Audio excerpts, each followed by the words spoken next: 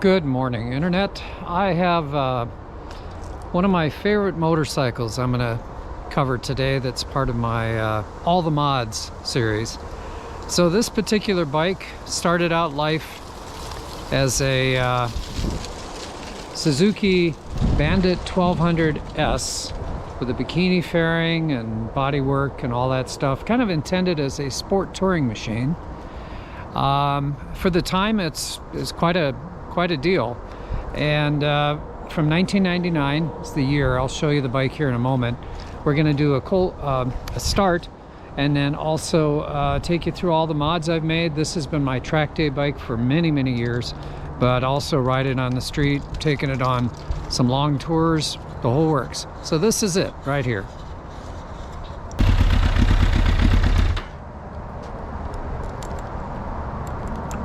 It has its own unique inline 4 sound going for it, as do all this generation of bike.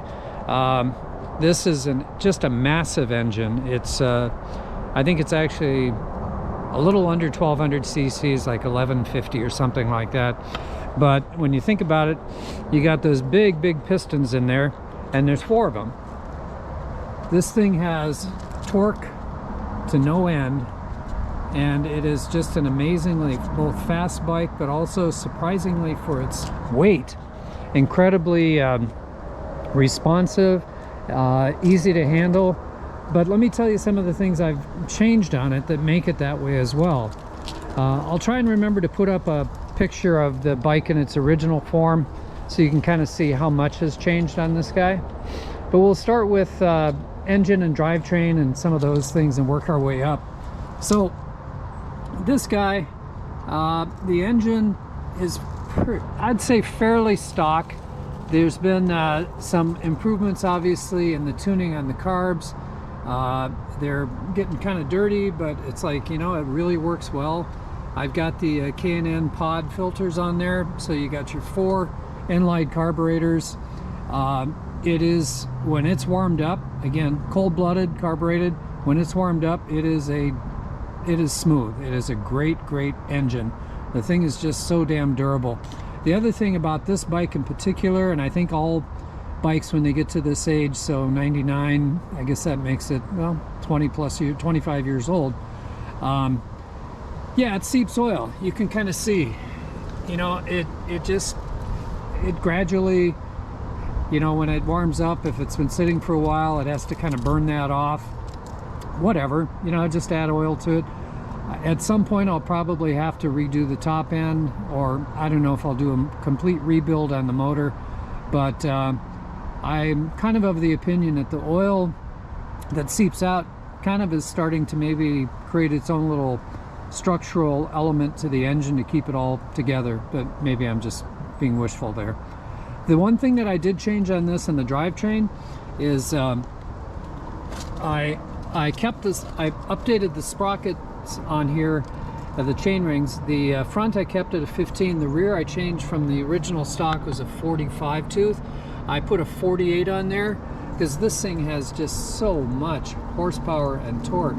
I didn't really feel like I needed I didn't need to go 175 or 80 miles an hour. I have had this up to about 140 up on the racetrack here in Minnesota at Brainerd Raceway. And that's, you know, that's plenty fast. I'm not trying to be Valentino Rossi or any other kind of pretend racer guy. So some of the improvements, obviously, you'll notice here is I've got from Driven, I've got this little shark tooth, I think is what they call it. Obviously to keep from getting your boot entangled or any of your feet, your left foot entangled in the chain if something were to go really bad. This is actually the stock chain guard, and what I did was, it was aluminum, you know, kind of a bright aluminum. I actually trimmed about 2 inches off the back and painted it black. The rear set on both sides is from a Chinese company called Danmoto, and I will say in retrospect maybe I should have probably gotten a little better one, like from Woodcraft. But the irony on this is that when I first got this rear set and I was installing it, and I couldn't figure out why on this side, on the brake side here, why every time I'd push down the brake lever, the entire rear set would move. So put it on, took it off, put it on, took it off. Finally, was doing some exploration and realized there's a couple of bolt holes in the back here that they had drilled, but they hadn't threaded or installed the bolts to hold it all together to keep it from moving. So fortunately, I've got a tap and die kit, threaded it out, put in a couple of bolts, thing is perfect. So I'm just gonna say, I won't offer a commentary other than a little bit of a challenge with quality control there. So obviously the other thing for the drive part of this is a Yoshi exhaust. It's got the carbon fiber cover. Love this exhaust. It's actually the full exhaust, not just the slip-on. Some LSL frame sliders here.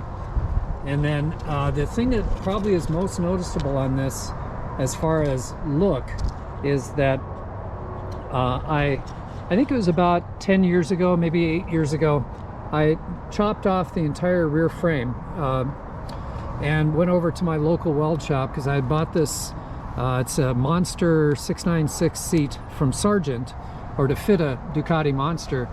And I'd done all the measuring. I took it over to my local weld shop and I said, guys, can you build me a Ducati trellis? They said, well, what does that look like? So I showed them. They actually did a phenomenally good job on the building a trellis. It came back to me, you know, kind of raw. Well, obviously it was raw, but the fitment on the rest of the work that I had to do on this, they fabricated this hanger, which is actually just very, very elegant. But what I ended up doing is I ended up buying an aftermarket seat pan for a Triumph Thruxton. Oh, actually, this part, the tailpiece, is from a Triumph Thruxton. So you can kind of see I had to do a little work on it, bend things around, you know, fit LED tail light and all that stuff. But then the seat pan itself underneath, I had to kind of fabricate that, get it to fit, to hold. I put in a lithium, you can see it in red there, a lithium battery so that I could sit it sideways to have enough clearance under the tank. And because this had originally been, had a bikini fairing, there was all kinds of wire and shit. I had to really tuck all of this in there. I could have shortened it up, but you know, I managed to get it to fit.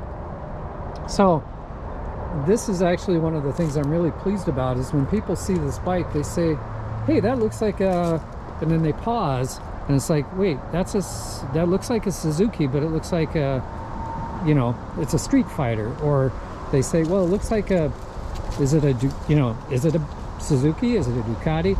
So for a while I was jokingly calling this my Bandicati, which, you know, it's just fun. But I just now call it the Bandit, which is what it's, you know, its given name, I guess you could say. It's earned that. And in the series, you'll see I also have, you can see it sitting there, the R7 in the white and red livery. That's the one I call the Beauty. I have an RD400 that I'll be shooting some video of here in a bit. That's the Beast, and then this is the Bandit. So I have the Beauty, the Beast, and the Bandit. All my bikes have names. What can I say? So again, this is the left side of the Ducati trellis. I left the tabs on the seat. You know what? Just wanted to keep it simple. You know, wanted it to look close to original, but not too much. Obviously, I did some upgrades on the signals from Koso. Also from Koso, I did the GPS. Here's the mount. I did the single gauge from Koso. It's actually really, really nice to have that. Very simplified. Use the original mounting of the for the gauges. And for those of you that don't know or haven't seen a bike like this before, it had two huge pods, you know, the analog tach, the speedo, and then a fuel gauge, and then just this whole tree of lights, and just big and ugly and cumbersome. The nice part about this is I was able to get rid of the speedometer cable, and then it's just got the wiring on the spark plug wrap to fire up the counter for the RPMs.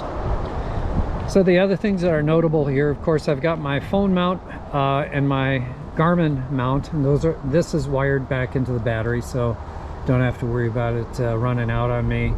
Pretty much kept the stock controls, nothing too unusual there, just, you know, nice mirrors. I upgraded the headlight, it's all LED. It's kind of a nice nice look. Actually, I'll turn it on here. Just kind of that thing when I do the turn signals. It's called all built into there. It's actually a really nice unit. Other things that I put on here for, I won't say just cosmetic reasons, but I have a fork brace on here in the front. Part of it was from doing track days. I just wanted to have this thing be as stiff and responsive as possible. Little weight savings with carbon fiber front fender, probably unnecessary but still fun. The other thing that I did do is I actually replaced the springs on here with a progressive, more of a high performance racing setup, and I did at some point, and I don't think I'll be able to show you very easily, but I also changed the link down there to raise the bike up about, I don't know, I think it was an inch, maybe inch and a half, just to shorten the wheelbase a little bit to make it more responsive. Didn't affect the stability at all. Straight line, it's still amazingly stable, but also it just flicks itself into a corner the way a true race bike should. It's just kind of heavy. I mean, it's a big bike. There's a lot of weight here. This thing I have had out to a couple of different racetracks. I've done a lot of laps on it. Really pushed the engine up to redline frequently. The thing is just, I'm gonna say, damn near indestructible. I also did a 3,200 mile trip with my son back about 11 years ago. Unfared, riding all the way down to Georgia and parts thereabouts. I had soft bags on the back. That was a interesting challenge, especially doing it the latter part of October when it was, I'm gonna say, a lot of hypothermia in that trip. So this is, like I say, my 1999 Suzuki Bandit, GSF1200S, for those of you that really want to look at the model. And I will try and link to one of the track day videos. I've got a couple of them where I'm riding this thing. One's up at Brainerd, one's at there's a Dakota County track. It's a train, like an advanced riding school track through Czars, that I've taken a number of classes there. So I'll do the onboard that way rather than actually taking this out for a ride today. Yeah, and then I guess the only other thing is I'm a Dunlop guy. I've got Q3 pluses on here. Love those tires, incredibly responsive, incredibly grippy, both for street and track. Although admittedly, it's been a while since I've taken this out to a track. I just love riding it. Isn't a thing about this bike that I don't love. And I've actually owned it since, I think, oh boy, almost 20 years. I bought it in, I think, 2006. Something like that. It was used, of course, then, but you know, it's just durable as heck. Great bike. Love it, love it, love it.